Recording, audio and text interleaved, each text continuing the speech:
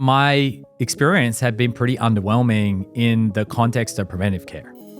It was a checkup that was absent any real unique insight that I didn't really know myself. I wanted to go a layer deeper. Celebrities like Kim Kardashian have jumped on the wave of support of a new kind of preventative care. It comes with a hefty price tag. We're talking about Prenuvo's full-body MRI scans. One could hypothesize that I'm a visitor from another planet, and on my planet, we screen everyone. I take you back to my planet and say, well, let me propose to you that you don't screen anyone. My population would laugh you off the planet.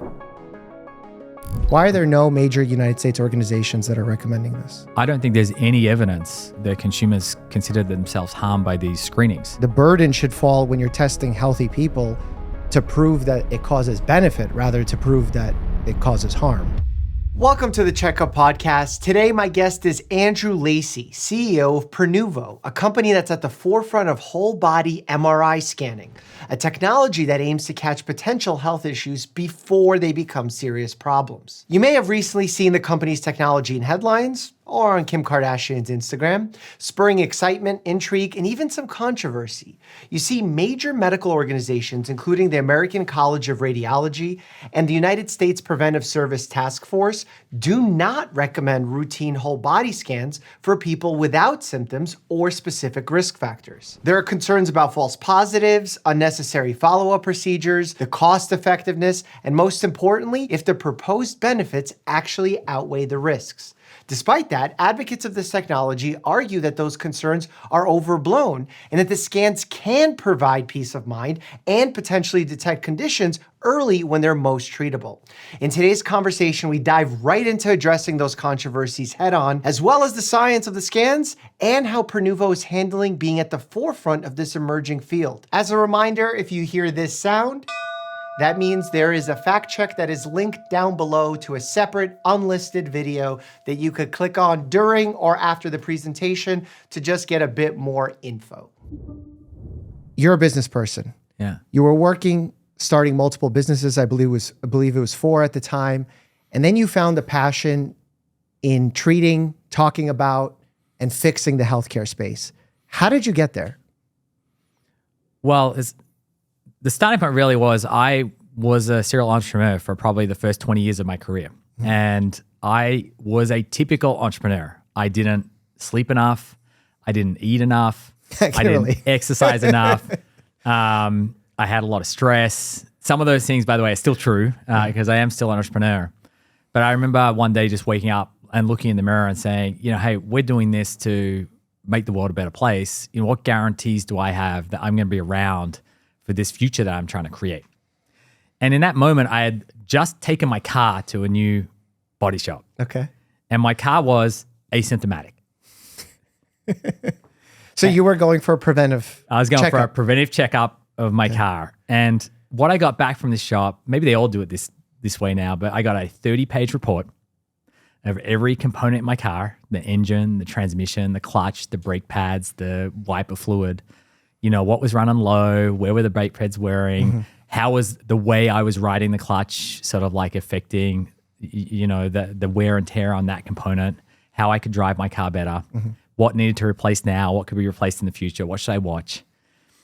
And I just had this moment of complete dissonance. Why on earth do I have this 30-page report about my car and really understand deeply how it's performing and how it's tracking in its health? And I don't have that same picture for myself.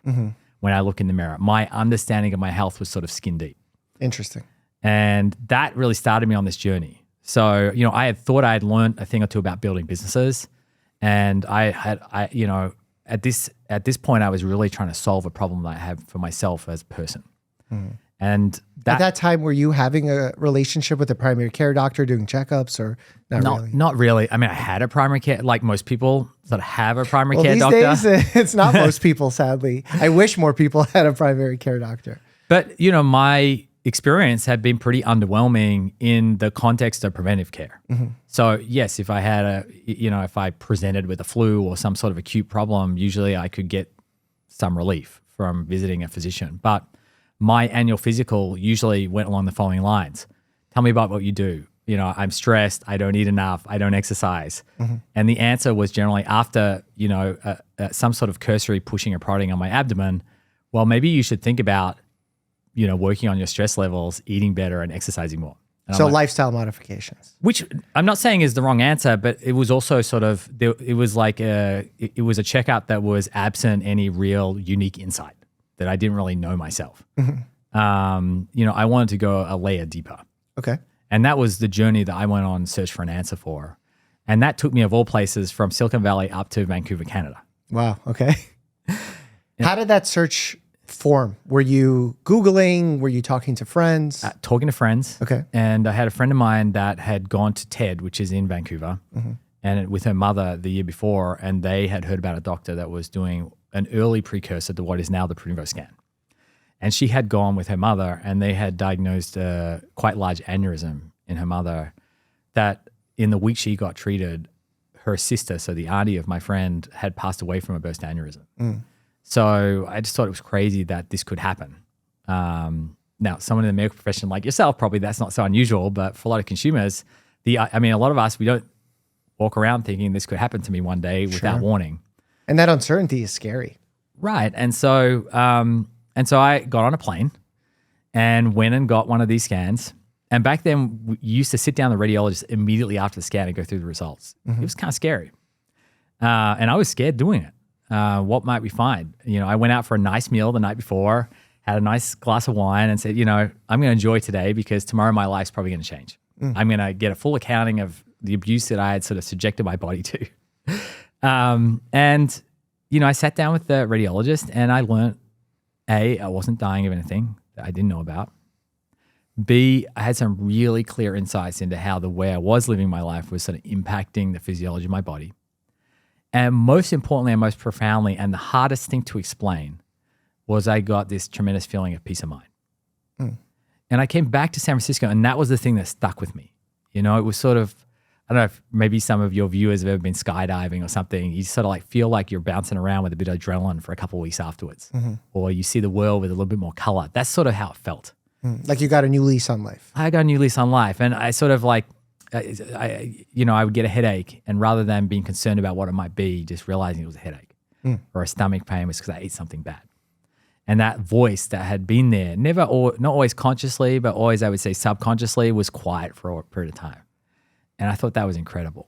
And I couldn't shake the idea that I had seen something that was potentially the future of the way we should practice medicine.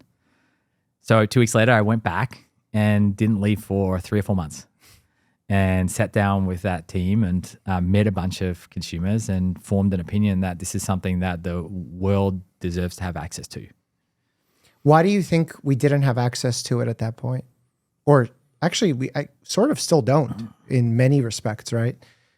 Unless we're going to a private institution to get it. It's not covered by insurance. It's not in the medical establishments. Yeah, I mean, you can do them. So here, I guess at Memorial Sloan Kettering, or, in Boston at Harvard, or Stanford in the Bay Area, you can do these scans. They're often offered to people that have a cancer predisposition syndrome. So a syndrome like Luframini, Fanconi anemia.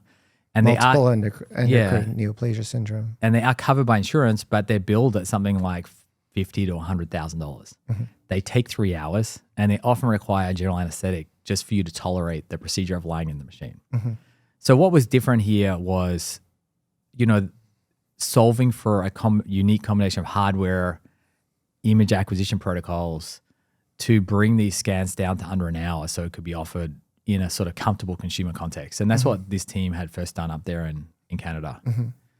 And how does the current Prenuvo scan decide who is a patient or who is a candidate? Like, for example, I'm very pro being preventive when it comes to healthcare. And, there's many tests that I offer in my practice that are sort of agreed upon screening programs that we do. Colon cancer screening, pap smears for cervical cancer, blood tests for screening for diabetes. And for the audience, when we say screening, that's generally asymptomatic people, meaning no symptoms, recommended to everybody to try and catch this problem. Yeah. And in the past, within at least my healthcare space, we've kind of titrated, for lack of a better term, back and forth between not scanning too many people, making sure we're scanning the right demographics so that we're not creating false positives, overdiagnosis, overtreatment. How does that play a role in the Prenuvo scan world? Well, I think it's important to really understand the history of some of those tests that you just mentioned. So, a pap smear, which now most physicians would consider part of their standard of care screening, that was first sort of clinically validated in 1910. And it did not become part of standard practice until the 40s or 50s. Mammogram, some of the first clinical studies were in the 60s, and it was not covered by insurance until the 90s. Low dose CT screening for smokers took 20 years. Right. PSA, maybe that's a little more controversial, but still took 15, 20 years to be covered. So what happened in that intervening period was we saw clinical use of these tools, and that clinical use very much made the evidentiary case for these to be eventually sort of adopted as part of standard of care. And I think that's the journey that the whole body screening with MRI, the multi-parametric approach that we're doing at Prenuvo, that's the journey that it's on. So right now, would you say the people who are getting scans are people who we're trying to create clinical validity for the future to be used in insurance programs? Like they're almost in a clinical experiment? Well, I wouldn't say that. It's a mistake to think of this as a test. This is a clinical practice that we run. So we have a team now of 50 radiologists that collectively read these scans. We have head of specialties that work with the company. Many of these people have Ivy League education. They're all board certified radiologists in the states in which they practice. These are folks that have themselves 10, 15, 20, 30 years experience, and they themselves have evaluated the hardware and the protocols that we're using and the clinical experience that we've had over those 14, 15 years. And they've decided to come work with what they believe is a very promising technology and to play a part, not just in sort of being the, typically MRI radiologists that's the last image you get. Usually they're dealing with advanced disease. Yeah. And for the first time, they're actually able to diagnose cancer at stage 1 or, aneurysms or chronic disease before it even meets sort of the clinical definition of chronic. Yeah. So I would say there's a lot of clinical evidence behind this, and there are a lot of, we're running clinical studies in a facility in Boston. We have run retrospective studies across. That's interesting. What kind of clinical studies? So in Boston, we're doing a prospective 100,000 patient study that includes a large social equity component. So a large number of the people that are doing that are undertaking that trial are folks that they're not paying for the scan. They would not otherwise probably be doing one of these scans. And so we're sort of making sure that the population of that study reflects the average population. And it's a longitudinal 10-year study where we screen patients longitudinally and we follow the health outcomes. So where we saw something that we considered clinically significant disease, what happened subsequently? Was that diagnosis validated? Was that patient treated? What was, how did the use of this technology change sort of the trajectory of the diseases that we're diagnosing? And I imagine we'll report interim findings from that, but in reality, in all likelihood, that's a 5-10 year study before it really starts to provide insights into how these scans might be affecting, for example, all causes mortality. Are you allowed to say right now that the Prenuvo scan saves lives? We make diagnoses. We identify lesions that are confirmed on biopsy that are early stage cancer, and we would consider that those are life-saving diagnoses. Can you definitively say that about any cancer? No. I mean, can you say mammogram? Well, I can.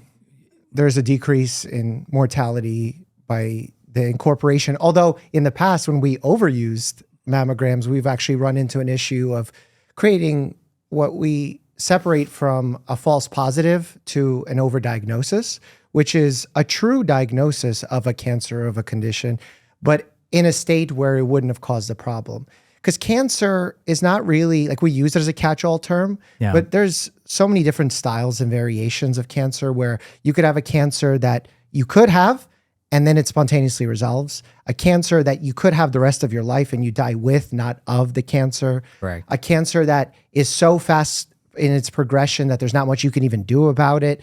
So there's a lot of cancers that fall into this term. Yeah, I think the only comment I would make and sort of where I was going at is all of those studies that sort of perform those assessments are 20 or 30 year studies because the only assessment you can make is a statistical one. Sure. You can't diagnose a cancer and leave it untreated to see if it was a cancer that was going to kill you. You can't design a study that can sort of prospectively sort of test that hypothesis. You can only do it retrospectively through statistics, and that requires decades. Yeah. Yeah. So how do you sort of balance that line of waiting for that data versus recommending the test universally now? Well, you can sort of kind of make a circumstantial case, I'd argue. And I'll give you an example. Pancreatic cancer. So there was a study, I believe, out of Hopkins a few years ago where they essentially, I don't know the exact sort of method that they used, but they sort of like dated the tumors in patients that had died of pancreatic cancer. Okay. And they were able to sort of determine that the average age of a tumor at death was 7 or 8 years. And so obviously, these tumors are dividing cells that grow geometrically and acquire mutations and then eventually metastasize and so on, right? So, you might surmise that therefore that pancreatic tumor spent a certain period of time at stage 1 localized to the pancreas. Might have spent those 7 or 8 years, it was maybe like 3 or 4 years located to maybe the tail of the pancreas before it like migrated. Sure. And what we're finding at Prenuvo, so we've imaged now 100,000 patients, and the vast majority of those patients were imaged for the first time. So, and we're finding cancer in probably about 2 to 2.5% of patients. Now that's higher than sort of the expected incidence in the population. It's about 0.7, sort of age adjusted, 0.7%. Is that because your test is more sensitive? No, it makes sense because it's the first scan. And the first scan, remember there's that 7 or 8 year life of that pancreatic cancer that we're sort of catching up on because no one's looked at it before. So we expect a higher incidence and we expect and are seeing for a subsequent stand a much lower incidence of cancer detection. So sort of it's playing out the way we would expect.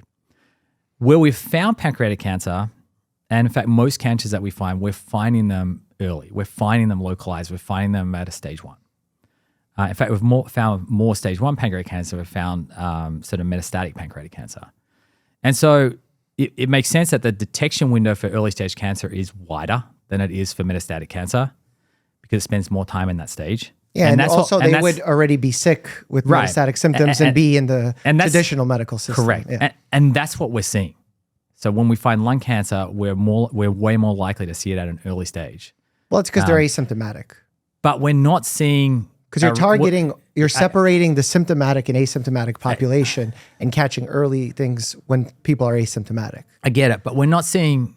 so we're seeing what I think is an expected rate of detection in the 2 to 3%, given, again, it's a first scan, and we're picking up, we're just seeing more incidents because there's a higher cancer load that has been unscreened for previously, but we're not seeing like 10% detection.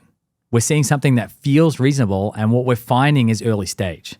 So, so again, none of this, you might still have to wait 20 or 30 years for a statistical analysis, but like the data would seem to point towards we are catching early stage cancer at a rate that would not indicate that there's a tremendous amount of indolent cancer that's not going to eventually become metastatic. Is not going to become. Correct. Like the data does not support that because we would have a higher detection rate than 2 to 2.5%. Interesting. Yeah. So like I look at when I, in my office, scan someone with a CT scan or an MRI for, let's say, something going on in their lungs, and then incidentally capture something on their adrenal glands, or I'm searching their abdomen for something and I catch something, a lung nodule, for example. And then I'm kind of stuck with what we call in the medical community an incidental OMA. Correct. Something that we incidentally found when we were scanning another part of their body. And a lot of times it puts me in a really uncomfortable position because there's sometimes no guidance on what to do. Or if there is guidance, it's based on lackadaisical or improper or imperfect data. So I'm not giving perfect guidance to the patient. And also it creates a lot of anxiety. Does that happen with these scans as well, or not as much? Wow. We might have to unpack that because there's a lot there, right? So, not to be facetious, but the whole concept of insulinoma sort of doesn't really apply in the context of whole body screening because by definition we're screening for everything. So there's no such thing as insuloma. We're looking for what we can find. And then secondly, the technology that we're using that's available today is much better than what we've had in the past, and certainly very different to CT. So we use a technique called multiparametric MRI, non-contrast MRI. And we are collecting, for example, of the adrenals, we're imaging them 14 or 15 times at a number of different tissue weights for proteinaceous tissue, for fat, for fluid, for blood, and in particular a sequence that requires specialized hardware to do across the whole body at scale like we are, which is diffusion. And diffusion enables us to digitally with the MRI look inside the body for areas of, this is going to sound very techie, high cytoplasmic ratio. And what that means in layman's terms is hard spots inside the body. And as you know, as a primary care physician, we ask, well, the guidance changes all the time, but like at a certain point in time, we ask women to do a breast self-examination. And the reason for that is, although not all lumps are cancer, all solid tumors are lumps. And so we're able to, with MRI, sort of essentially digitally feel inside the body for these solid areas.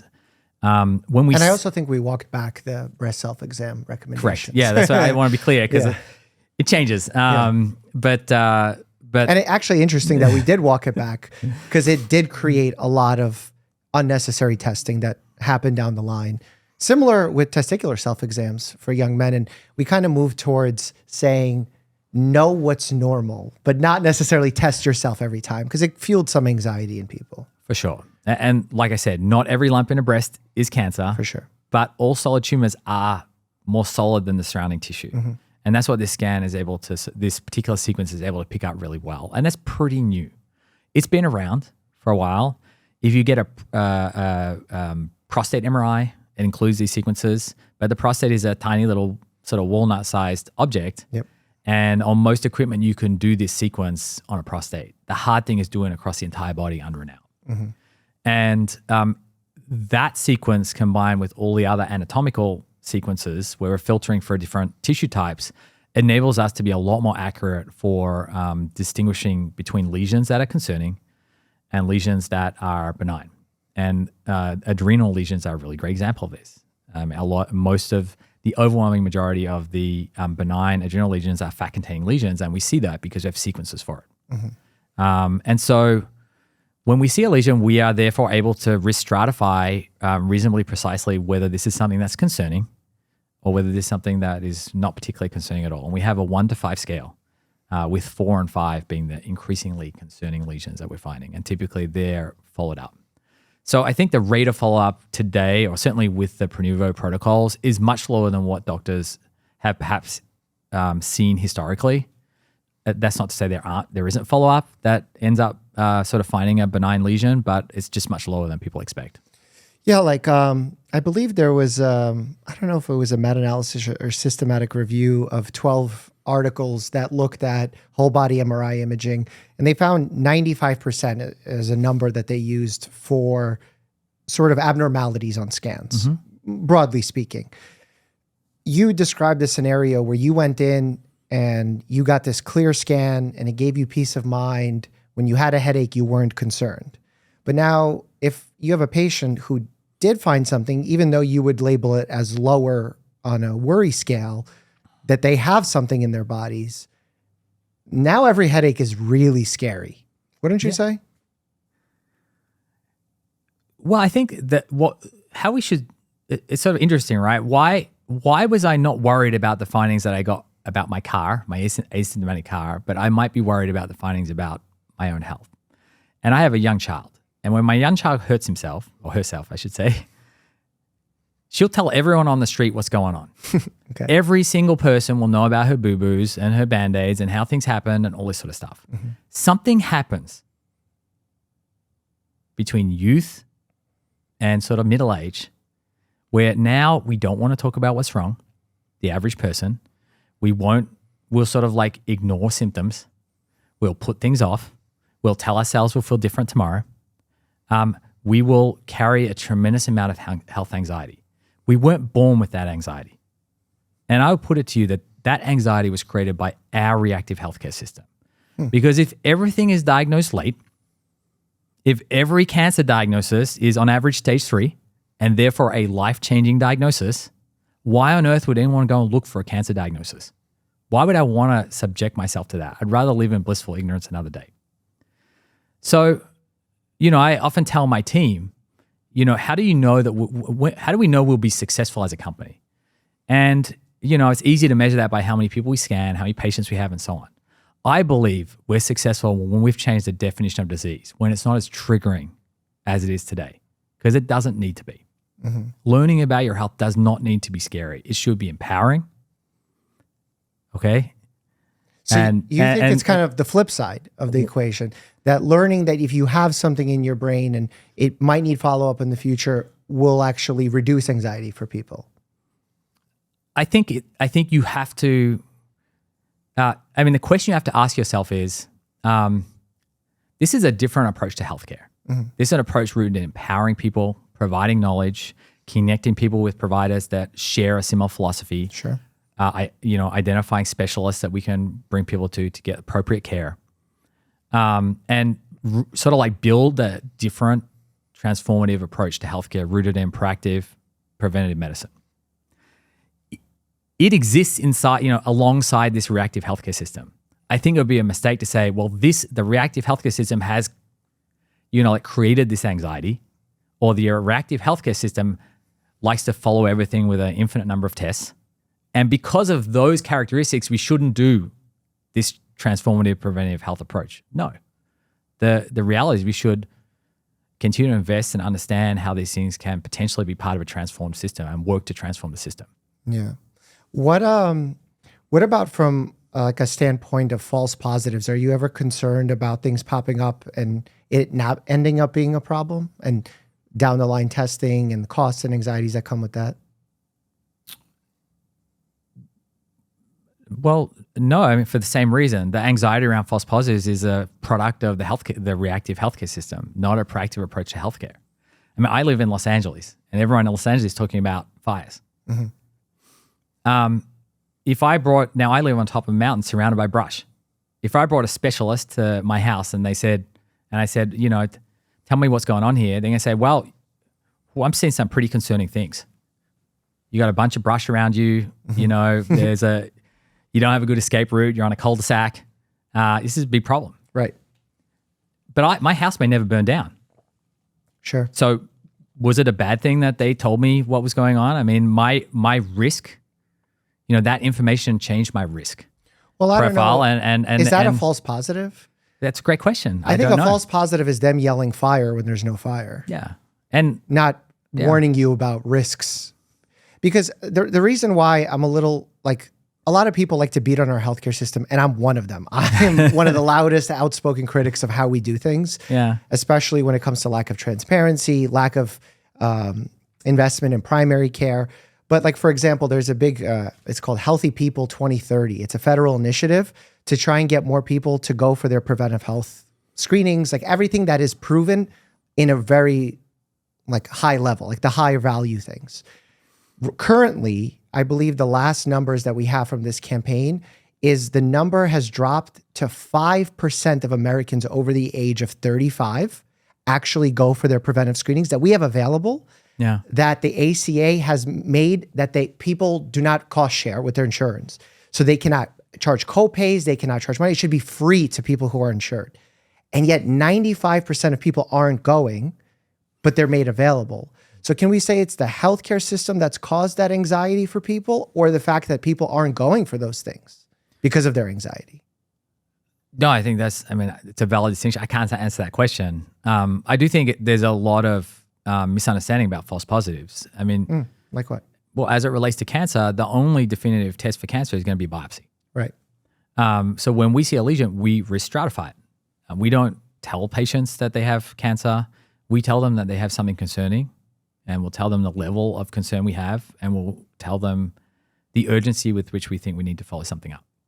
Mm-hmm. And, we've studied that. We did one clinical study up in Canada where we followed a number of patients who ended up getting a biopsy as a result of a finding that we had on Prenuvo, and 1 in 2 of those had confirmed cancer. Mm-hmm. Now that biopsy, that 1 in 2 is that biopsy positive rate is better than mammogram. It's better than low dose CT of the lung. And it's incredible given that we're not just looking at one organ, we're looking at like the entire body. So, I think it's hard to, you have to understand how you define false positive to figure out whether we're actually seeing anything. We're not, we're just risk stratifying. And at least it seems like empirically when you do, when a finding leads to a biopsy, that those biopsies are being proven cancer, more than you might expect, or more than the average practitioner might expect from these scans. Mm-hmm. And the fact that we're finding these things to be cancer upon saying that they're suspicious, that doesn't necessarily mean that that would have gone on to be a problem. Is that true? Because, like, for example, in Japan, they did this thyroid scan on everybody, and a lot of papillary thyroid cancers showed up.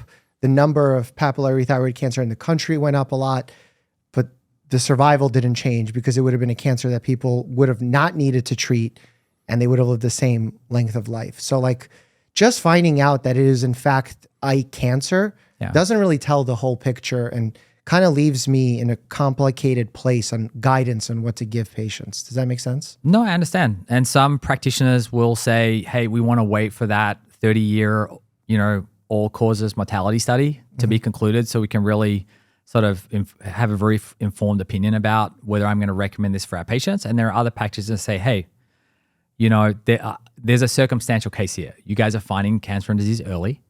We know that the outcomes for patients are better, or we believe they're better if we find these things early. And on the basis of that, I'm willing to send patients. And we have thousands of physicians that send us patients every year. Do you make a distinction between false positives and overdiagnosis? We don't. No, I mean, we don't. We haven't studied that in the way that perhaps that 30-year study did. No, because the way that I think Korea. about the false positive rate, false positive is saying something is there that wasn't a problem, but in the overdiagnosis state is saying something that's truly there but wouldn't have caused a problem, which you would need a longer term study for. So, like, how does that play into a role for someone who would want to get a scan? Can there be harms from getting these scans? Well, I guess if I follow the definition you just gave, we neither create false positives nor overdiagnosis because we don't diagnose. We just re-stratify things that we see. But isn't that a little bit of a cop-out? Like, if you say, hey, you have something concerning, you may have not diagnosed it, but you said it was concerning. Well, I don't know. I think it's important to be clear about our definitions. I've got, this may be oversharing, but I've had 3 colonoscopies and 4 polyps. Were those 4 false positives? I don't think they're false positives. They you were can biopsied and they were negative. Right. So when you take out a polyp, you decrease the risk of that polyp turning into something. So you're actively also acting but it wasn't cancer. On a risk. Right. Because polyps can turn into cancer. But not all polyps turn into cancer. Correct. So you're performing the procedure to decrease the risk. Yeah. So I don't know. I just think it's, there's a lot of people want easy sound bites, and I think this is a complicated analysis. And to be fair, I think one of the challenges of screening is it's probably the most complicated thing to analyze the impact of. Yeah. I mean, it's sort of a bit sad in some ways that if a pharma company develops a new drug that makes a ovarian cancer patient live for on average 2 months longer. With ovarian cancer, that's actually a reasonably easy clinical study to perform. For sure. An intervention, a screening intervention that potentially, could have an impact that's order of magnitude greater, unfortunately is a really difficult study to perform. There's very little public funding for it. It takes decades to do. There's no patent protection the way there is with pharma companies. And so, patients, physicians, and the system is left wanting for, not just data, but preventive interventions. That's part of the reason why there are only 3 or 4 of those tests that you recommend. It's not just because there are only 3 or 4 interventions that probably are effective. It's because it's really, really hard, expensive. It takes a long time to study them. Yeah. Don't you think it's a good thing that it's that hard to study them? Because we're recommending them so broadly to people who are currently not sick.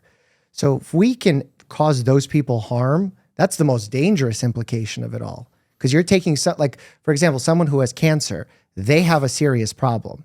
So I guess you're more tolerant of side effects when there's a bigger problem versus when you have someone who's asymptomatic and healthy. I mean, I don't think there's been that meta study that you mentioned of 12 whole body cohorts. There's a German study on this. I don't think there's any evidence that the consumers consider themselves harmed by these screenings. There's a difference between a consumer feeling that they were harmed versus where they were actually harmed. And I think the burden should fall when you're testing healthy people to prove that it causes benefit rather to prove that it causes harm.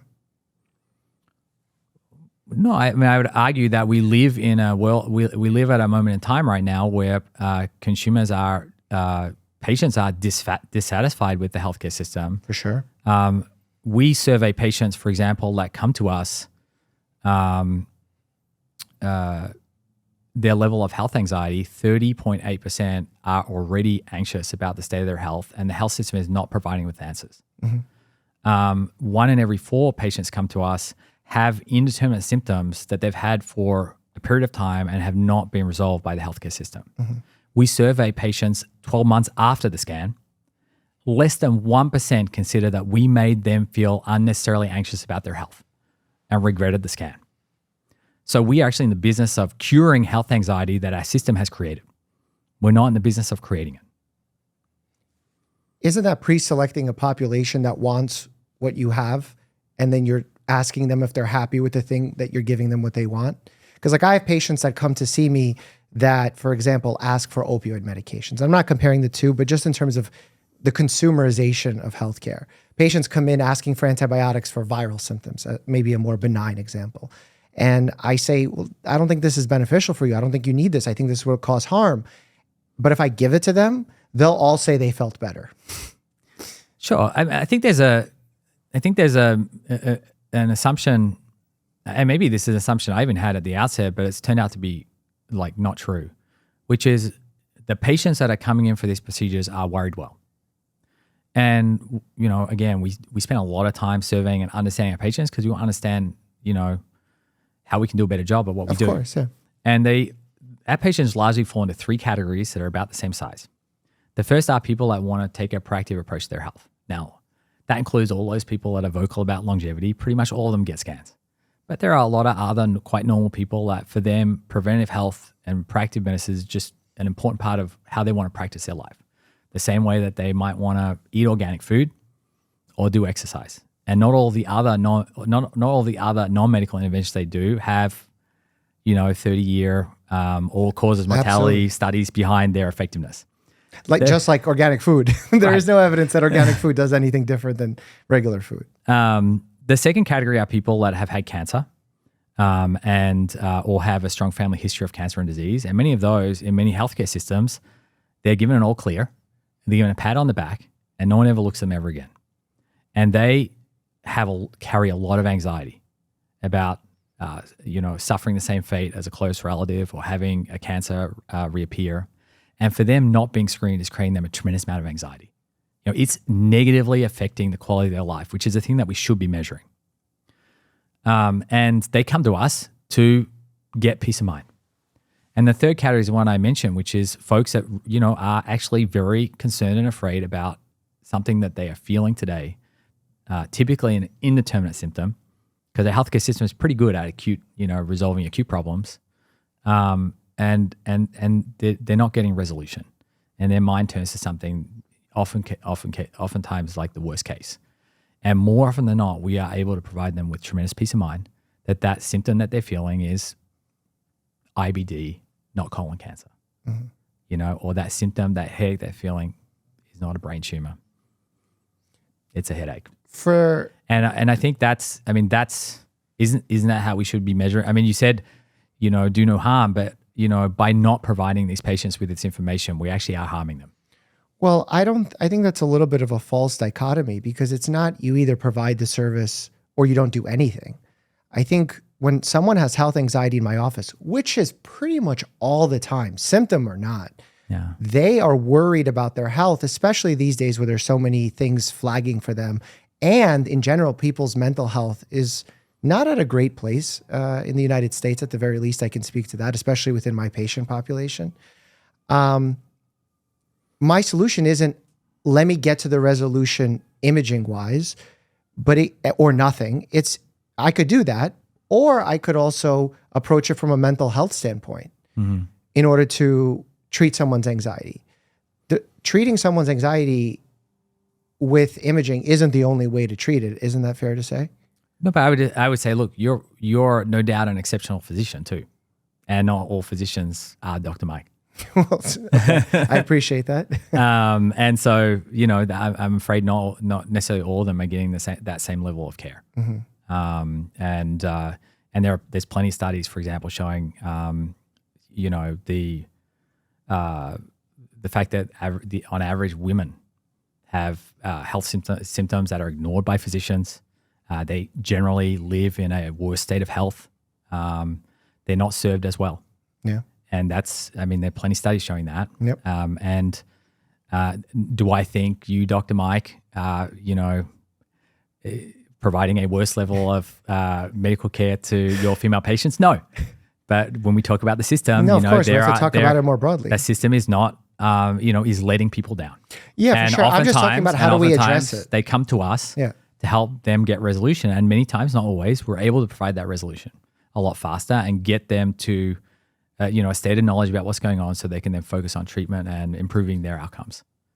Don't you think, because part of what I do when I see a patient, and you may say this is because I'm a good physician or I'm doing something above and beyond, but I've just kind of learned to do this on the regular because it explains how we think about healthcare as doctors, knowing how much we don't know. And I think humility in medicine has been missing for some time, and we need to sort of be more transparent about that. So when patients come in and they want an all clear, I explain to them that that's impossible right away. So I set the parameters. So by giving someone a scan and telling them you're good, isn't that also kind of a false promise? No, I think peace of mind, I mean, it's not fair to say that peace of mind is an absolute thing. I mean, I don't walk around, I don't go about my life holding any real fear that I'm going to get struck by lightning. But my chances of getting struck by lightning are not zero. Sure. Okay.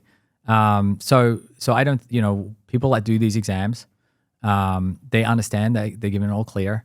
Doesn't mean that, you know, this is a guarantee. It doesn't mean that they shouldn't do standard of care screening. In fact, we encourage all patients to continue to see their primary care physicians and do whatever standard of care screening is recommended. But it can give them a greater peace of mind. And again, that greater peace of mind is relative, not absolute. Fair. Why do you think the organizations like the American College of Preventive Medicine, the American College of Radiology, who would stand to profit from like a whole body imaging approach, why do they say that they don't recommend it right now? Why are there no major United States organizations that are recommending this? Well, you have to double click a little bit on what they're saying. They're not saying they don't recommend it because the evidence points against it. They're saying they don't recommend it because they don't yet have enough evidence. So they have not yet got that 20 or 30 year, you know, study testing the reduction of all causes of mortality. And that's true. So you're saying the scans are not yet proven. So I'm a little bit, what frustrates me a little bit is sometimes those opinions are repeated in the consumer media. And though too much weight is given to that, you know, people don't really understand how to pass that as a, you know, we can't, you know, disprove the null hypothesis. It's not, you know, this is a scientific statement that is essentially saying we need more evidence. And unfortunately, the way what makes me a bit sad is I believe that can be interpreted by the average consumer as being, there is no evidence. You know, it is not recommended because the evidence says this is bad. And that's not true. Right. But the lack of evidence, again, has to be on the fact that it's proven versus saying we've disproved it. The vast majority of health interventions that physicians practice every day do not have all causes of mortality clinical trials behind them. Like what? For example, I mean, we just mentioned it, like the vast majority of primary care practitioners would make recommendations about diet, for example, or exercise that are not supported by, longitudinal clinical studies. Like, for example, if we lower someone's blood pressure from stage 2 hypertension to a normal range, from population studies, we can say for sure the decreases. But that's one intervention. There are a lot of interventions that are there's a lot of medicine we practice. We practice because that's the way we've always practiced it. Sure. Yeah.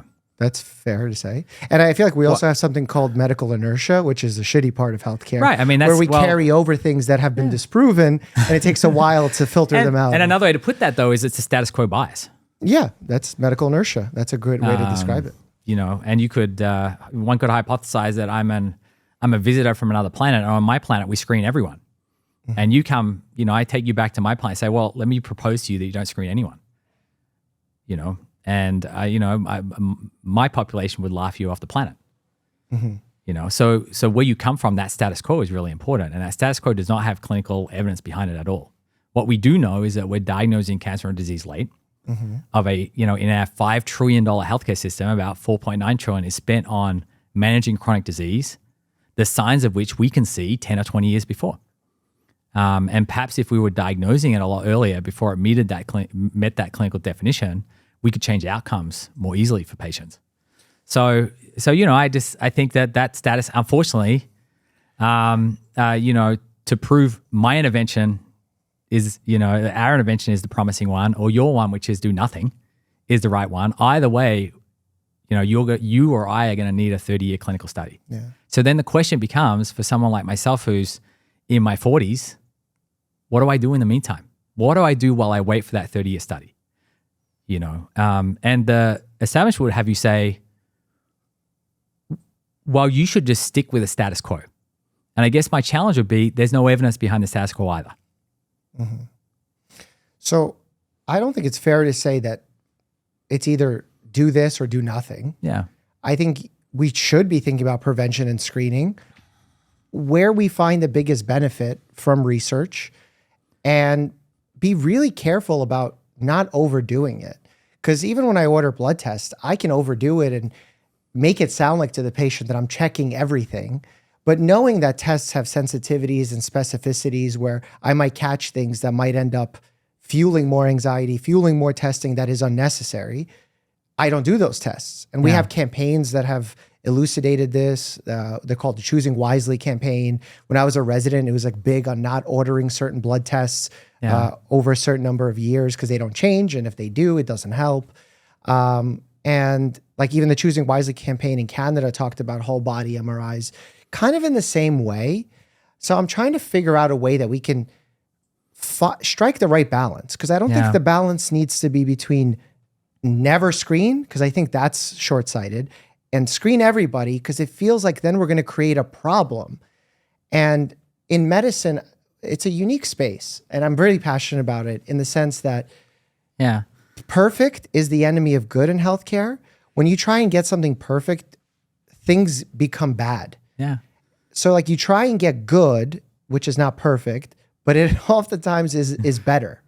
Do you see kind of my... Yeah, I mean, maybe we could talk about it in the context of like, one thing that we've been seeing. I'm kind of curious to know your thoughts on this. Sure. So when we opened, our first clinic was in Canada, and the average age of the patient that we're seeing was 52.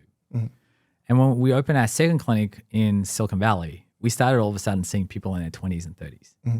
Now, fast forward sort of 5 years now, we've screened over 100,000 patients, and I have a big AI team. And this big AI team is, obviously building models to figure out what a normative aging curve looks like for a particular organ or body system. So that's pretty easy to understand, for example, in the context of the brain, where, we start to look at brain volume or cortical thickness or perfusion and things like this. And they were doing, they've got one of these models for the spine. And the way you sort of expect these models to look like, it's sort of like a graph with a line that goes up and to the right. The older your biological age, the older the AI model, like the older the predicted age that the model spits out. Mm-hmm. Does that make sense? Yeah. And we don't tell these models what features to look at. We just say, here's a whole bunch of spines, try and figure out what patterns are, what features are correlated with age here. And then we can take that model once it's been trained and we can look at any one spine and sort of like create a forecast. And maybe the idea was, can we tell someone like how your spine is looking relative to this normative curve? Are you doing better or worse than someone of your age? We built this model of the spine and when we first built it, we're like, oh, there must be some problem in the way we trained it, because it wasn't a curve up and to the right. It had a kink at the bottom. It sort of flattened out. And what that meant was that it didn't matter whether you were like the average 20-year-old, 30-year-old, or 40-year-old, everyone's spine looked like a 40-year-old. And and then we went back to our radiologist and we said, okay, we started showing them some spines from these clinics where we're starting to get younger patients. And those spines, we said, well, how old do you think this patient? And they would always say 10 or 20, 10, 15, sometimes 20 years older than the actual biological age of that person. So we surmised, and we obviously take medical history and we ask people how much time they spend sedentary and these sorts of things. And, what we started to learn was for younger people that grew up spending a lot more time in front of computers and phones and so on, particularly in the cervical spine, which is where a lot of these features were being identified by the model, their spines had abnormal degeneration. They were asymptomatic, okay? They may not be ever symptomatic, or they might be in debilitating pain in their 50s and 60s. Right. And what we do know is that longevity is pretty close, mobility or lack thereof is, not a great thing for longevity. So the question is like, what do you do with that information? Because that's a great thing. Like, of course, should I be telling someone in their 25s that they look like they have a spine that's degenerated more than it should have? It may mean nothing. You may live a perfectly healthy life. You may have a congenitally wide spinal canal, so even those disc bulges will never cause you symptoms. But maybe you want to know about it so you can do something about it in your lifestyle or not. And that's the question. And I asked myself that same question with blood tests, because as a consumer, I found it sort of strange that like I have normal cholesterol until it's abnormal. Maybe there's some information that's interesting in the trajectory of my cholesterol levels before it becomes abnormal. Does that make sense? Absolutely. So and I help me understand that. Yeah. So, and I'm really happy that you're asking me this question because I'm so passionate about this. Yeah. So you have this really complex AI model that it's looking at all these spines, making its own decisions about what the age of the spine is based on the degeneration. And you're finding this pattern that's elucidated from people who are sedentary, and it matches the fact that their spines appear older because of their activity level. I'm an old school doctor, I guess old soul in some regard. I would find that out by talking to the person and asking them what their lifestyle's like. And if they're sedentary, I'll tell them that it's a risk. Yeah. And but the interesting thing what changed from getting the scan? No, and I think that's fair enough. But the question is, so like it would need to change what I would do. And if it's not changing what I do, to me, it functions as a distraction from the actual doctor-patient thing. So what was the second part of the question that you said for blood tests? What can you do with cholesterol? I think that's amazing. And the problem is it's easy these days, especially, being near San Francisco, with people who have tremendous amount of valuable resources, excitement, that want to preserve life, want to be as healthy as they can into old age, to catch these things early. But the problem is it's never that simple, because anytime you think you've caught something early, whatever impact you're going to make there will play some sort of reflexive opposite in the human body. So the human body is so tricky in treating that every time you think you solved one problem, you've created another. And that's why, I would love to say screen more for everything. I'll give you a very specific example. There's a fashion show in New York City for Men's Fashion Week. And I forgot what the pharma company is, but they run something called the Blue Jacket Fashion Show. Mm-hmm. And I've walked in it several years, a lot of Yankees players, local celebrities from New York walk in it. And at the end, they had everyone walk up to the microphone and say, get tested for your PSA to check for prostate cancer, because it's a prostate cancer show. Got it. For the Prostate Cancer Foundation. When they came up to me with the microphone, I was like, talk to your doctor about whether or not prostate cancer testing is right for you. Because I think that universal screening for everything can truly create more problems. And we've seen that with PSA testing, as you've mentioned. We've walked back breast cancer imaging to some degree because we saw the negative repercussions. So to say more screening is always better than some, I feel like is not true. Do you agree? Yeah, I don't want to be argumentative, but I would say like I don't think you can say that the opposite is true either, in the sense that It's not true. I agree. Screening is not better than when I learn about my issues with my cervical spine, I'm asymptomatic. Okay, but I had a sedentary lifestyle, and my first company was a mobile phone company, so I spent a lot of time with mobile phones. You could argue. I went for my annual checkups routinely. Doctors asked me a very cursory number of questions in a very, very short period of time, and not a single person told me that I need to watch out for my spine. And I would argue that the vast majority of people for which we provide these sort of like lifestyle suggestions, I don't want to call them medical diagnoses because, again, they don't meet the clinical definition of disease. Sure. The vast majority of people that we provide those sort of like tips to, for them, that's a surprising insight. So the health system, unfortunately, again, I come back to maybe not everyone is like Dr. Mike. That's not a reflection. What you described, I don't think is a reflection of the average quality of care in a healthcare system which is overtaxed. What is that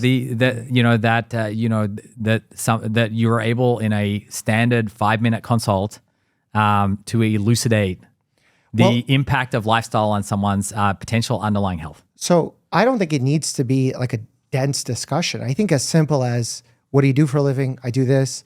Do you exercise? Not really. Well, if I tell you to exercise, I know that I'm proving so many variables all at one go, including your spine. Yeah. So while I may not focus on spinal health, the purpose is the same. And I bring this up because I've seen this with companies that offer, let's say, like microbiome testing or gut testing. I know that's not something that you're involved in, but the companies do offer that. And when I've seen patients bring in the data and they have some complex gut microbiome profile that I don't even understand, it's kind of above my understanding of it, but the recommendations don't change from the recommendations. No, I get it. But can I just, and by the way, this is the thing I spend so much of my time thinking about, particularly more recently, is like the psychology behind good health. Oh, okay, cool. Yeah, I love that. And, I lived in Europe for a period of time. And, on a cigarette packet in the US, there's a big message that says smoking kills. Yep. In Europe, there's a message that says, something similar, smoking kills, or smoking does this to your lungs. And it has a big, disgusting picture of the lungs. Yep. So you might ask the question, why would they do that? And, I would argue, because I presume they're smart people, these public health folks, that a picture is a more visceral catalyst of change than just words. And what we find when we image people that are actual smokers, and we can show them a picture of their own lungs and the chronic inflammation caused by smoking, there is no greater catalyst for them giving up than seeing a picture of their own lungs. So it is true. A lot of these lifestyle recommendations to many people, including us as including the average consumer, are kind of obvious. We might find, let's say, small vessel ischemia in a patient for which, making sure they're in good metabolic health probably is the most important thing.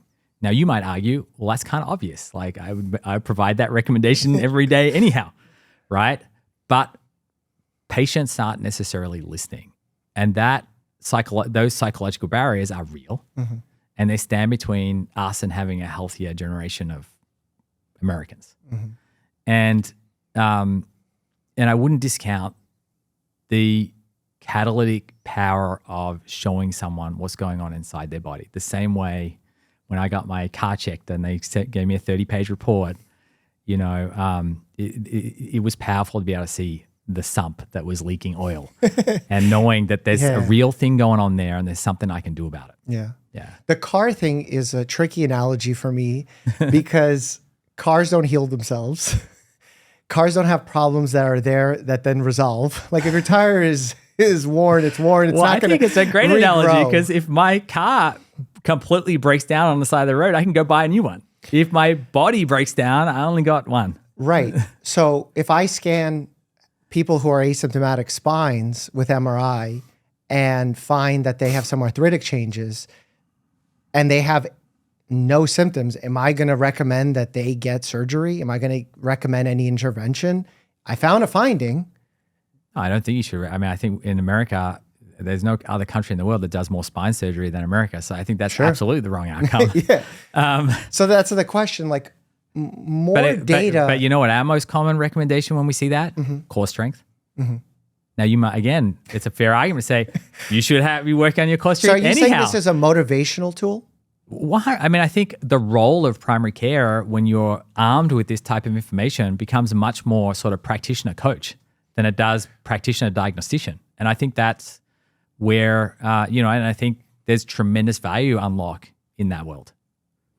What happens to an individual when they, let's say, get a scan and you say you don't make a diagnosis, you say your level of concern? Well, we do make diagnosis of certain things. We diagnose fatty liver. Okay, got it. We diagnose ischemic changes. But for cancer, we diagnose degenerative spine conditions. I mean, there's certain conditions for which MRI is gold standard, and there are others for which you need a confirmatory test. Got it. Yeah. So in those instances where it's not a diagnosis, it's a concern level. Yeah. Ultimately, it falls on our healthcare system to then figure that out. Yeah. I mean, oftentimes, if we see a very concerning lesion, oftentimes we might recommend a patient go get a contrast exam. So contrast CT or a contrast MRI, look for vascularity around that lesion. If that in itself is concerning, then, depending on the organ, sometimes they might go straight to surgery or biopsy. And that's typical, clinical care pathway. Yeah. If there's a range, you said 1 through 5, that you give a level of concern for these things, patients can, if they have a level 1, 2, end up going to their primary care doctor like myself, or maybe to an oncologist or something more advanced, and requesting appointments, times, more imaging, even though you labeled it lower risk. But because they have something there, they would go into the healthcare system to do that. I mean, we do our best, and we do more than the average radiology practice in counseling and recommending a course of action or inaction to the patients. And oftentimes the right course of action for something that is benign, or even something that's indeterminate but quite small, is to just follow this on a subsequent scan. So there is also an additional tool that's available to us that is not available typically in the reactive care healthcare system, is we don't have to chase everything to the end of the earth. We can follow it on a subsequent scan. And, if there is no change, then that favors a benign process. So a lot of our patients, that's our recommendation. That's what they follow. Can a patient overreact? Of course. Can a patient overreact in any clinical context? Yes. So you think the concern of overdiagnosis and false positives is an overblown concern in general, and that there's just so much benefit from the scans? Well, I would argue that, there are thousands of practitioners that are referring us patients every year. And so if they felt like that it was not, and they don't get anything from this, so if they felt like it was not in the benefits of their patients, they wouldn't do it. If they felt like it created more work for them, they wouldn't do it. So these are all practitioners that have, come to value the insights that the company is able to provide, and as a result, continue to refer their patients for these scans. I meant from like your point of view, if you feel they're overblown. Well, my point of view doesn't really matter. I'm not a physician. The your point company. of view, the point. What I mean, obviously, I wouldn't be building this if I had a point of view that those concerns were not overblown. I do think they're overblown, but I think the more important opinion are the opinion of primary care providers. And I think it's kind of interesting that whenever we see someone speak about these scans publicly, one of the first things I have instructed my teams to do is to reach out to them and invite them in to understand what it is that we actually do. And there has not been a single physician who has spoken out about these scans that has firsthand knowledge of the scans themselves. What do you think their misunderstanding is? I think twofold. Well, the first is screening has been tarnished by the sort of proliferation 20 or 30 years ago of whole body CT screening in shopping malls around America. I remember the Oprah episode. Correct. And you seem too young for that, but you're very good skin. And people have long memories, and people don't fully understand the difference between CT screening and MRI screening. As plenty of doctors have gone on record saying they don't like what we do at Prenuvo because of the radiation. And we all know that like MRIs don't even have radiation. Could they be talking about the follow-up CT scans that might be necessary after the MRI? I mean, they could be, but they're not. Well, that's hard to say. They could be, but they're not. Well, they're talking about Prenuvo. So they're not talking about the follow-up care. I mean, they don't clarify by saying that, that there might be some follow-up tests that involve radiation. And then the second thing, and this is really important and also a bit misunderstood, unlike CT, or I say like most misappreciated is that MRI is a qualitative imaging modality. What does that mean for the layperson? I mean, think of an MRI as taking photos of the inside of your body. I have like an iPhone, what's the latest generation? 16 Pro, yeah. I got a 16 Pro. Takes great pictures of my young daughter. My Nokia phone in the 90s also took photos. They were horrible. Okay. Now, why is my iPhone taking better photos? It's a combination of the hardware, the lenses and the things that sort of capture the light. It's a combination of the software that sort of processes that. In MRI context, that's the protocols that we run, the beeps that you hear when you're inside the machine, and increasingly AI. And we have AI running inside our machines as well to undersample and up-resolve images. This is a 30-year-old technology. It has come tremendously far in 30 years. And if I'm a busy primary care provider, I don't really have, it's hard to keep up to date on how these fields have evolved. That sequence I mentioned, diffusion sequence imaging that measures hardness inside the body, that's really only been in clinical practice for like 5 or 6 years, maybe 10 years max. Mm-hmm. So if you went to medical school, 20 years ago, you may not really be up to date on how these things have sort of evolved. And that's part of the reason why we do a lot of outreach and we work to do a lot of education of physicians. And it's fair to say, Dr. Mike,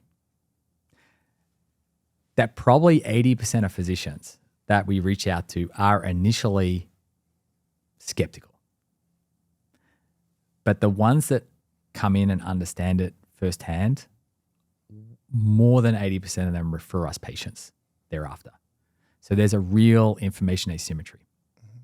And the asymmetry is about the technology. About the technology and the quality of the imaging today.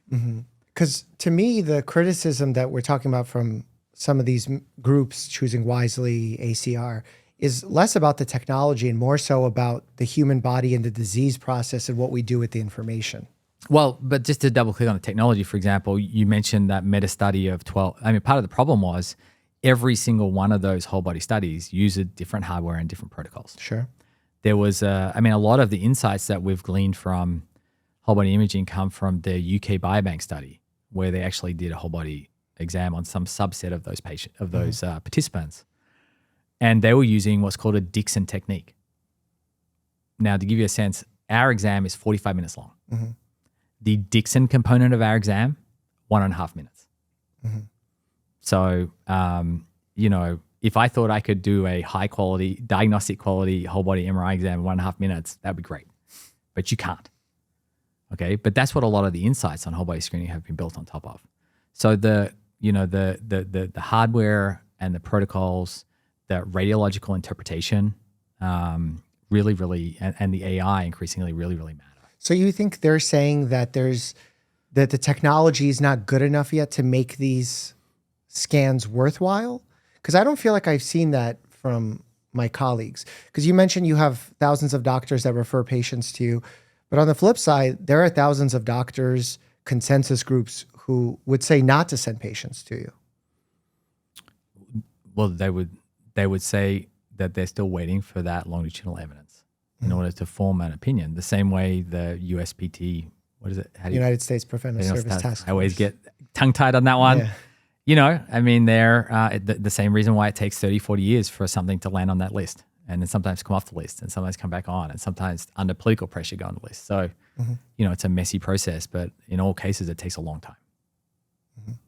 Yeah, like I think about, are you a fan of like watches that track sleep and heart rate and all that? I don't have one. Well, I don't know if you were not wearing one now, but you're a fan in general. Are you? I'm curious. I've worn them. I don't continually wear them. You know, You don't find them useful, or? I find I've worn a CGM for a period of time, you know, for 2 or 3 months, and I think there are really interesting insights that you can glean from, you know, in the case of CGM, like there are foods that I expected would raise my blood glucose but didn't, and there are others that I thought wouldn't but did. But once, you know, over time, the level of insight goes down, I would say. Yeah. Yeah, I think I try and think of myself as open-minded as can be in this tech space, because I'm excited about trying to help my patients as much as I possibly can. But at the same time, trying to be skeptical enough where I'm not just like allowing a full open cascade of new tech to bombard my patients and bombard me technically with more information that I know what to do with. Yeah. And that's my biggest struggle. And my hope is that there is more research done on this, more investment done to figure out who's the right candidate for it, when we should be implementing it.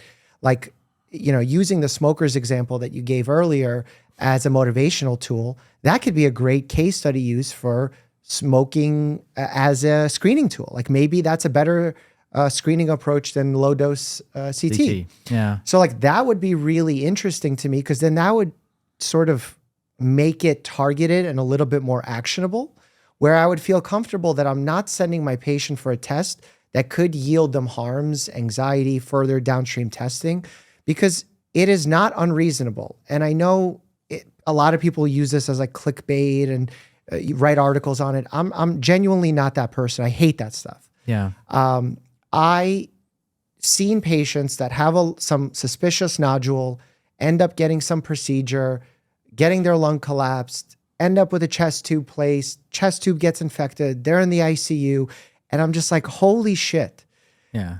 What it taught me in healthcare is that ultimate 100% control doesn't exist. Yeah. And the more I can help my patients become okay with that and do what we do have good evidence for and stick to that, the better I think they will feel ultimately, because they will have less anxiety and they'll have better performance. Will I prevent all cases of all preventable cancers? No, I don't. I think when I try and do that and exhibit that much level of control, I think that's when we start hitting that perfect milestone and getting the negative repercussions of it. I'm just curious what you think of my mindset on that.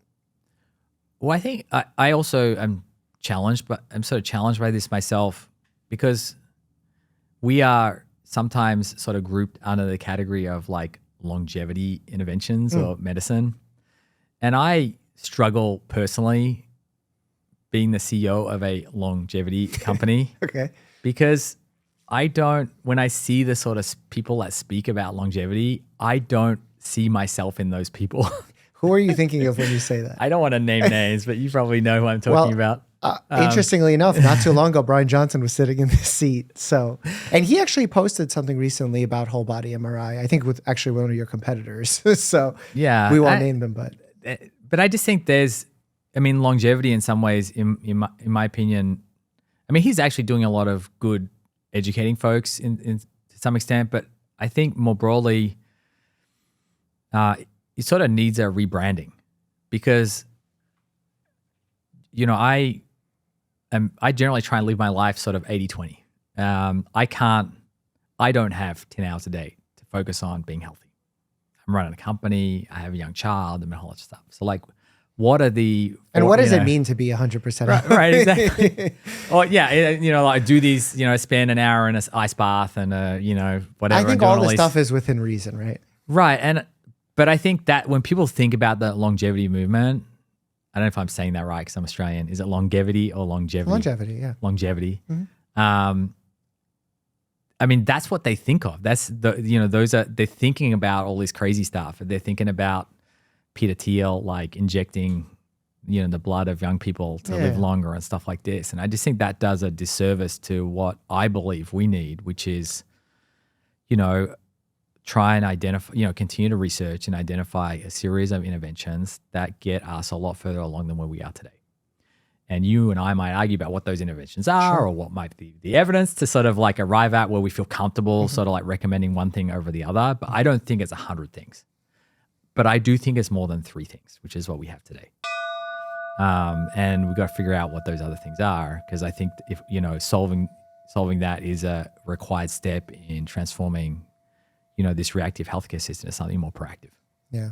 I'm also curious from the motivational standpoint, how to get people, because again, a lot of the research that's done in this space is done with people who are already self-motivated, which really biases the research, because a lot of my patients that come into my office are working 3 jobs, have multiple children, have life problems, don't have a lot of wealth. I work at a community health center. They're not looking for massive amount of prevention. They're not the Silicon Valley type.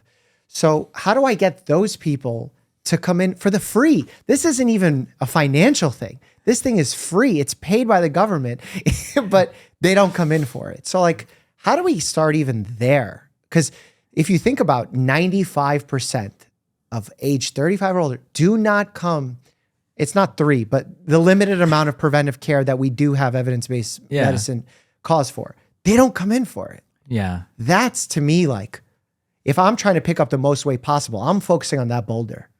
Well, I have a hypothesis that we're sort of testing somewhat in this trial we're running in Boston, because we do have this sort of social equity component to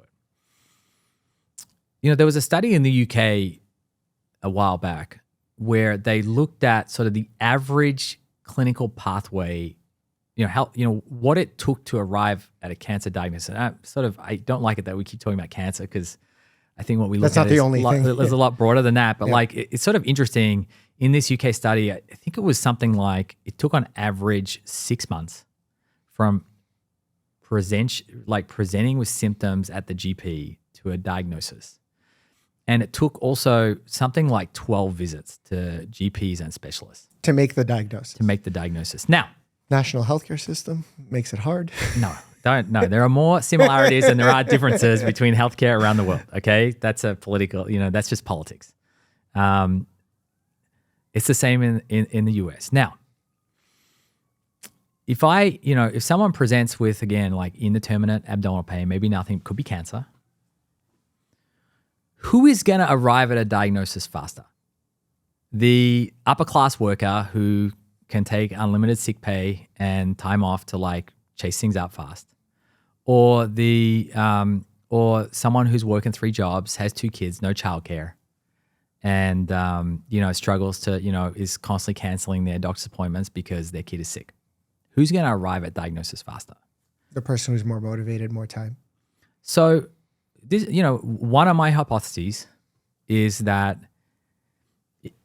these comprehensive scans are potentially a shorter path to diagnosis for the people, like potentially an equalizer for the people that need it the most. Because in our healthcare system, what I believe is that, once you're diagnosed, there's no better system in the world than the US healthcare system to like get treated and get resolved. But the biggest disparity is happening in getting to diagnosis. And maybe these scans can actually help right some of that disparity where they're more widely available. So that's part of what that study is designed to prove, or not prove. But I think that's a hypothesis that's worth checking. Yeah, I think that's interesting. My question is, if we go down this hypothetical, how realistic is it that those patients who don't have the time, who work these jobs, pay $2,500 out of pocket to get the test, and then what happens treatment-wise after? Look, it would follow that test would have to be provided for them. I'm not suggesting that they would pay out of pocket. But what the clinical study is designed to look at is to see, what is the impact of this testing do on that cohort of patients that otherwise wouldn't have access to it. Mm-hmm. So there's always still a question of how does it get paid for? Who pays for it? Is it covered or not? And can they access it? and can access for sure. But putting that aside for a second, what impact does it have? Because you're right. I mean, getting some of these folks to come in for one appointment is really difficult. But it's easier to come in for one appointment than it is to come in for 12. So you're saying the time savings of it all? 100%. Or maybe they come for those 12, but it takes them 3 times more time. So, that average in the UK of 6 months, I mean, it is what it is. It's an average. There were some people that got diagnosed in 20 days, and there were some that took 200 days. Right. So, but also for those people, again, I try and think of both sides equally. They'll come in for less appointments because they have the one, but then how many more follow-ups do they need? Because we are scanning everything and there's a higher rate. Well, and let's distinguish between what type of follow-up we're talking about. So there are essentially 2 types of follow-ups from a Prenuvo scan. The first is we diagnose something and there is follow-up in the course of treating a condition. So for example, if we find severe fatty liver with fibrosis, there is follow-up 100%, but it's follow-up because it's a medical diagnosis. What you're really asking is what follow-up is there that might be required to, confirm or not an indeterminate finding. And we're studying that. And what we know from clinical experience is it's much less than people think. Yeah, I would like to see where that yields, and realizing the fact that a diagnosis was made and there needs to be a follow-up for it is also interesting because, again, just because we made a diagnosis and there's evidence for it anatomically or on a cellular level doesn't necessarily mean we need to take action. But sometimes cases. that is bringing for, in some ways, there might be more follow-up today. But what we're really doing is bringing forward a medical diagnosis that would have happened tomorrow. At times, Yeah. or it would have been never found or impacted their life. Yeah, there's lots of hypotheticals. Yeah, that's what I'm saying. It's important to consider the whole picture. I try and be as holistic as possible with this kind of stuff. And I know it's hard to hear it because it's hard to be declarative either way. I think that's the challenge with health. Like you said, I mean, I think you made a very good point, which is our bodies are very complex. Yeah. That whole complex, and our control is limited to some degree. So I'm trying to figure out how we exert control in a valuable way where we're not overdoing it, but not underdoing it, and finding that balance. And, people can very respectfully have a discussion about it, where that line falls without any kind of dramatics involved with it, because people will have different risk tolerances. Like someone will say, oh my God, you go rock climbing, you're going to fall. The risk is immense. I would never do that. Both are reasonable people. But I think that's where I sort of land, which is to say, okay, absent, conclusive evidence one way or the other, a lot of this, until that moment arrives, what we can and should do is inform patients of the potential benefits and the potential risks of these exams. And if they... Well, it's hard to know that until the research has been done, the longitudinal research. No, I mean, I think we've just spent the last hour talking about some of the potential benefits and the potential risks, right? So I think... But potential is kind of a cloudy term here because we don't know what the long-term data would show, right? Well, I think on the benefit side is potential early diagnosis and better outcomes. I think the counterpoint would be potential overdiagnosis and or false positives or treatment or something like this. I think that's... I mean, I don't think you'll ever get more precise a discussion than that. Yeah. And I think... But it's so important to figure out which way the scale goes, right? Because if you just tell a patient, well, look, we could be over-testing you, or we could be catching things early. Both are valuable, right? Like in terms of you want to not over-test and you also want to catch things early. But which way is the bar graph higher, I guess? Are you finding more things early and are intervening and prolonging life? Or are you catching a lot of things prematurely, perhaps over-testing and causing harm? Until that's I get that. Yeah. But then, maybe I'll finish the sentence for you. Mm-hmm. Until that's elucidated, do we think it's the practitioner that should be making that decision on behalf of the patient? Or do we think that we should do our best to inform the patient and allow them to make a decision? I think it should be a shared decision-making approach, which is kind of where we land with a lot of these screening protocols. I mean, the PSA is a prime example of something that we used to recommend, and now it's in the shared decision-making approach, when a patient approaches me as to whether or not they should get scanned, it's based on their case, what's going on with them, what their mindset is like, what their family history is like. But it's hard to universally say that everyone should get it. And I think but those- as a yeah. business model, you kind of have to say that. No, I think that's exactly those thousands of practitioners that refer us patients. Those are the conversations that they're having with their patients. Yeah, I'm curious if they are, or are they just saying like, we just see so much benefit in this, we're believers and we're sending all our patients. Well, I mean, I'm curious. I And you don't know the can't, answer. I can't You speak for say them. that. Yeah, that's my curiosity, right? You know, Dr. Peter Attia talks about this, and he talks about informing patients, and he is very, he has a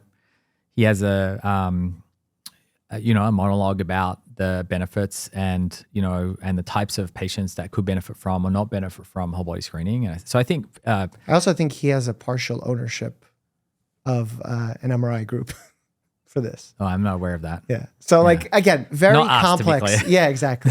I think he talked about it on one of his shows, but it makes it a little bit muddy. And I'll tell you one thing, like out of this Well, whole, none of those thousands of practitioners that refer us patients have any ownership. yeah, of us. exactly. Yeah. I'll tell you the one thing that like, if I'm to be the most skeptical and cynical of the entire process is one thing, and I'm curious how it lands for you being in charge of it. When I see a celebrity make a statement that this test saved my life, when Kim Kardashian very popularly posted for you guys, when Kim Kardashian makes a statement in the healthcare space, from my experience with my patients, it is 1,000x more influential than when an academic journal publishes something meaningful. So it's concerning to me when that type of celebrity advice, which is very case study, very influencer driven, is guiding my patients' decisions. And I worry about that. Do you ever worry about that? I mean, I see the benefit of some of those folks speaking out in just raising awareness that these technologies exist. And I think it's appropriate, I mean, when someone learns about this, to speak to their primary care provider to understand whether it works for them. If a patient doesn't have a primary care, so if someone comes to us that's not referred, we have a process. We work with medical practitioners that do a appropriate review for every patient to understand whether there are any contraindications, to understand the reasons why they want to get the scan. What would be a contraindication? For example, pacemakers or Metallic certain stuff. neurotransmitters, things like, yeah, exactly. Typically implants. Got it. Metal in the eye, things like this. We ask all of our patients why they want to come in for a scan. That part of that appropriate review is to understand if we are the appropriate test for the reasons that they want to be screened. What would be a reason that they would say something on that answer that you would turn them down? For example, if someone's primary concern are, I have constant splitting migraines and I want to figure out what's going on, we would probably recommend that they go get a dedicated head MRI. And we don't do those. But I remember you said earlier in the conversation, there's a lot of people who have non-specific symptoms that find diagnosis as the third group of people. For sure. And that's not, I mean, I think it's a gradient. Now, sometimes people have symptoms and they're also looking for a holistic health checkup. So every one of these is evaluated on a case-by-case basis. And I think, I don't know what the percentage are, but a certain percentage of folks are referred or sent or suggested that we are not the right test for them. They should go get something else. Got it. An example might be patients that have had cancer within the last few years. We don't often consider ourselves to be an appropriate test, or we will not perform that test without having a primary care provider actually write us a referral. Because we do not want to substitute for whatever might be the treatment plan or care that their oncologist is sort of like directing. So we do have, I mean, it's a clinical practice. Our radiologists have, every time they sign a report, their license is online. So, they are trying to be very careful about, what makes for, what, as we start to think about what are the criteria and medical appropriateness for the exams. Yeah. How often from that standpoint do you think about, because you said you're very interested in the psychology of health and wellness. Like I know the way that I speak to a patient about their condition, I can make them exponentially more worried about the condition or less worried depending on the language that I use. You're familiar with that? Like, I guess, logic. So if I tell my patient, oh, this is a very scary condition that could end up with this symptom, it could metastasize, whatever. Like, I could use words that would make it sound scarier to a patient. When someone of social influence says this thing saved my life, I see my patients get very worried about their own health, and it fuels their anxiety as if they're not doing something, or we're not offering them something, as if they're being let down by us. Yeah. That's my struggle with the celebrity influencer of it all. And then, like, I'm pretty sure you guys don't pay people for advertisement, but you give them free testing. We sometimes do, yeah. Because, like, disclosures and all that, how do you handle that? I mean, we comply with whatever are the laws, and I mean, we operate in different jurisdictions. So, I mean, I'm not I actually have a law degree that I don't use anymore. Okay. But I'm not the lawyer. So, you know, I have a team that makes sure that we sort of typically appropriately inform. Well, I'm curious, did Kim Kardashian consumers pay for her test? that she came in as just a regular patient. So she paid for the test. Yeah. And Paris Hilton, all these celebrities, they're paying for their tests out of pocket. I mean, I don't run it, so I'm not sure who paid and who didn't pay. But like many people come in and pay and don't talk about it. They have big audiences. There are folks that come in and pay themselves, and they want to talk about it because it had a profound impact on them or their friends. And then the reverse is true. There are folks that, I mean, we don't tell people what to write about us. There are folks that we think it would be interesting to educate them on what we're doing. Some of them might be physicians or non-physicians, and sometimes the most likely outcome is they don't ever say anything about us at all. Yeah. The reason I'm just such a skeptic is being in the business and seeing the influencers. Like, I know what Kim Kardashian charges $1 to $2 million a post. So to see Kim Kardashian make a post, say not an ad, that's worth $2 million. I mean, you guys aren't UNICEF, right? Like a nonprofit company. You're a for-profit company, and she's giving you guys $2 million worth of advertising. It's just strange. Like, why is that happening so often with celebrities? I mean, I'm sorry to say, again, and I don't want you to take this personally, Dr. Mike, but I think it generally reflects a disillusionment with the medical system in general.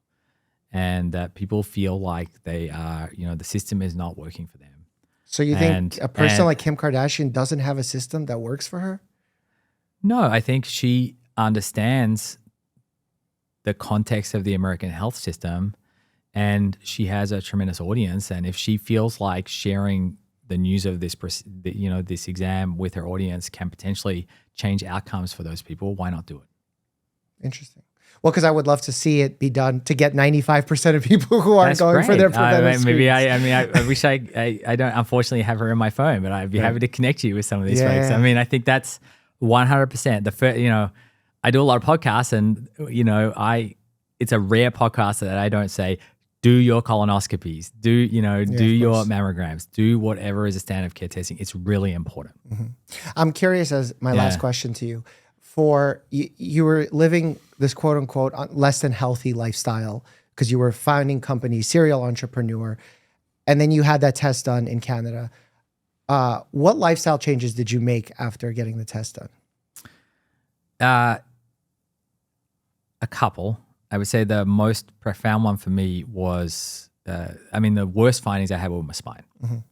And the most profound change I made is I now work at a walking treadmill desk, and I walk about 10 miles a day. Nice. When I'm at home. And it works for me. Yeah. You know, it's, I stand a lot straighter now. My posture is great. I never used to be able to even just stand on 2 feet for like, you know. That's awesome. Stand up, you know, without sort of wanting to shift my weight onto 1 foot for, you know, after more than a couple of minutes. Now I could stand on both feet for like an hour. And so it's been really, really helpful.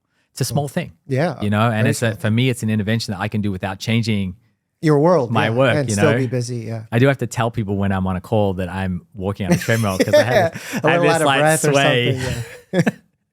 And then I have at my workstation, I've been experimenting with one of those like pressure plate, the vibration plate things. Oh, cool. For which I think there is way less science. But someone gave me one. But super benign. So I thought I would try it. And now I have to tell people that I'm on one of these things because I think I'm just cold. Okay, makes sense. So you said walking was one, and then what you said you two? I mean, changes? I would say I just got more conscious about my diet, and I do. Cool. I now I'm down to 2 meals a day, oftentimes 1 meal a day. I don't do breakfast anymore, and this was mainly not because anything was particularly diagnosed, but I've got very great abdominal muscles from having sucked in my stomach for many years. Okay. And the great thing about MRI is you can suck it in as much as you want. You can still see it there on the image. Yeah. And what I noticed in myself, and I mean, this is well studied as well, is that men, before I think their mid-40s tend to carry their weight subcutaneously.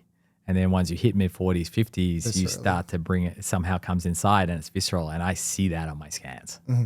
And that for me was just a big kick in the backside to practice, going 14, 16 hours without eating, as many days as I can.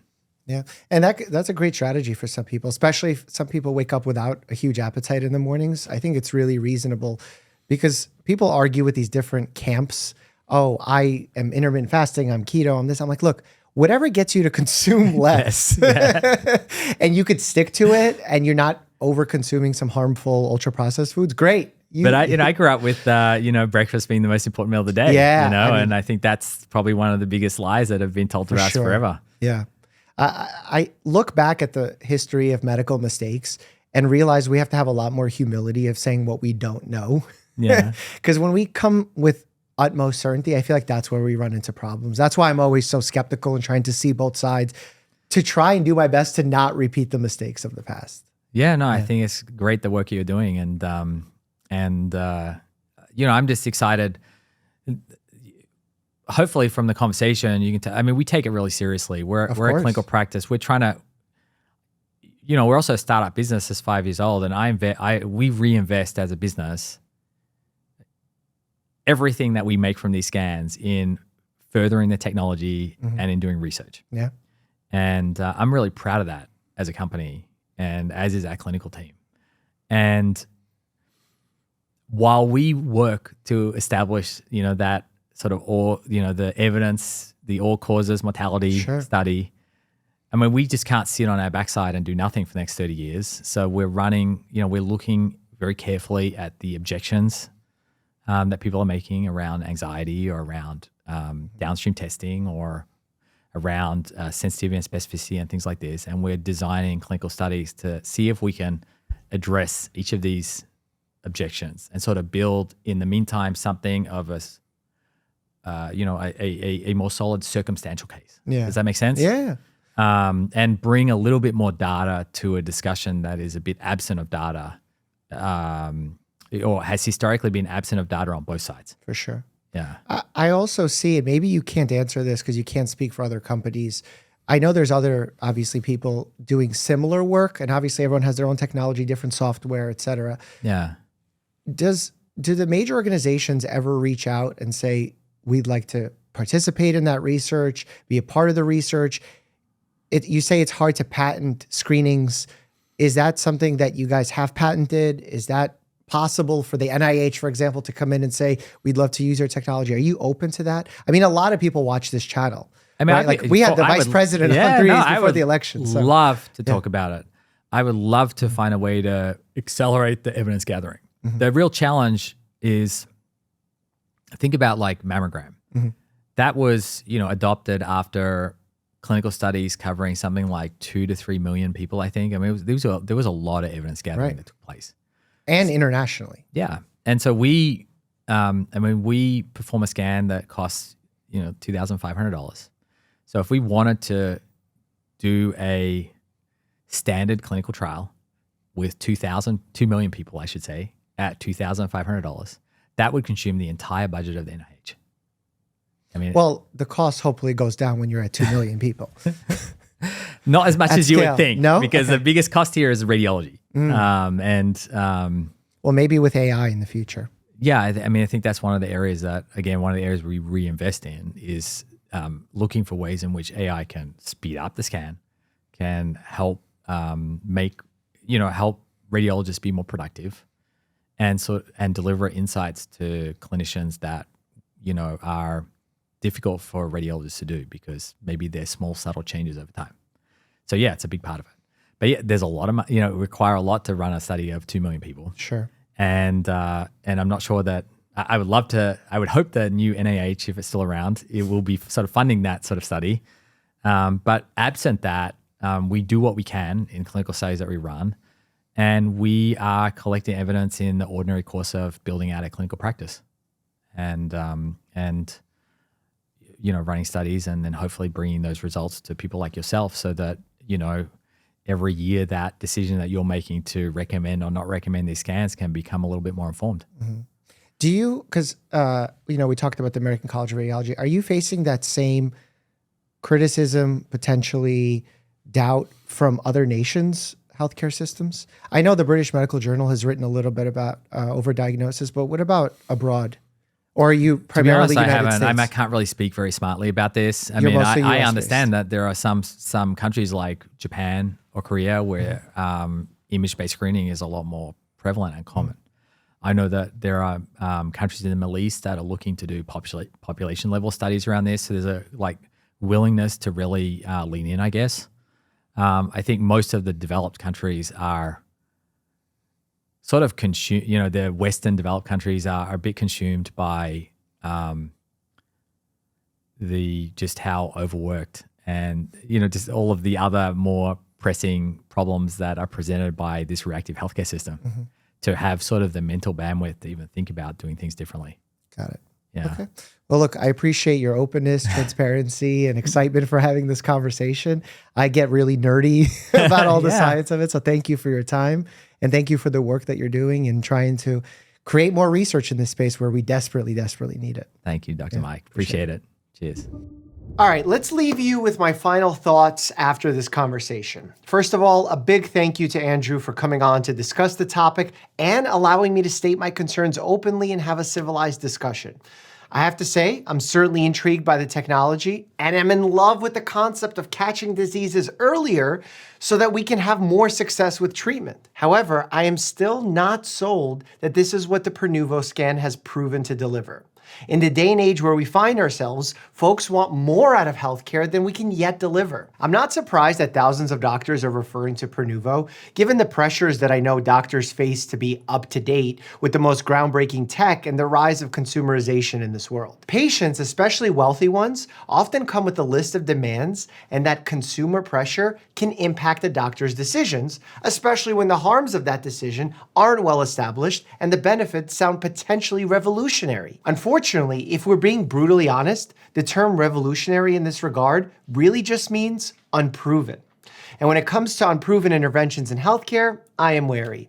Barring emergencies, if I don't have clear data for the harms and benefits of an intervention, especially one that is meant to be used on healthy people, I cannot widely recommend it.